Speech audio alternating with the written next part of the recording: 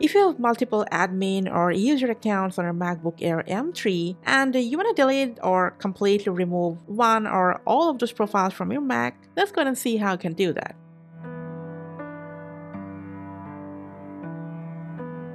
But before you go, please remember you can only delete an user or admin account from another admin account. All set? Let's go to open up settings, scroll down for users and groups. So whether it's an admin or user account, just click on this info icon, click on this delete button. When prompted, put down your current admin account lock screen.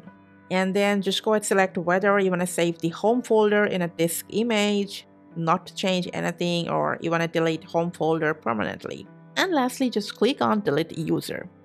And that's how you can permanently delete any admin or user account on your MacBook Air M3. Thanks for watching.